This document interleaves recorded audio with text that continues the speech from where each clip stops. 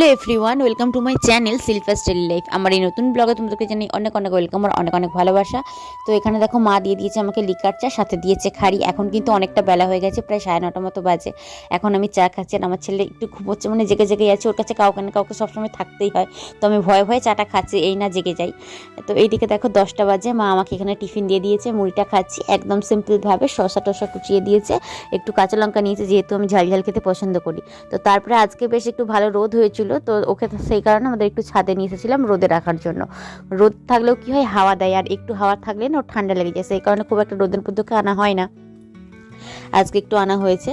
আর ও দেখো খেলা করছে, রোদে থাকতে বেশ ভালোই বাসে, বাট যেহেতু ঠান্ডা লেগে যায় সেই কারণে আর কি আমরা আনতে চাই না খুব একটা।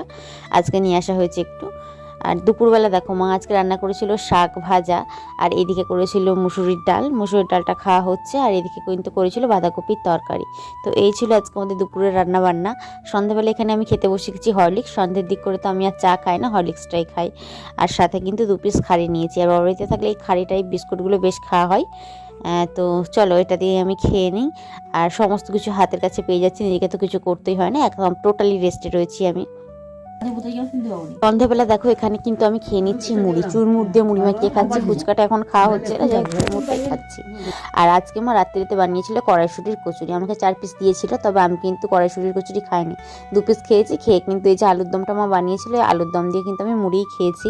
তো কারণ কি কড়াইশুঁটির কচুরি খেতে ভালো লাগলে কি হবে, বাট শরীরের কথা ভেবে আর খেলাম না। আলুর দম আর ডিম ভাজা ছিল অল্প পরিমাণে, সেটা দিয়েই মুড়ি খেয়েছি। তো চলো আজকের মতো ভিডিওটা আমি এখানেই শেষ করছি। ভিডিওটি তোমাদের কেমন লাগলো অবশ্যই কমেন্ট করে জানিও। যদি ভালো লাগে থাকে লাইক করো, কমেন্ট করো, চ্যানেলটিকে সাবস্ক্রাইব করে আমার পাশে থেকো।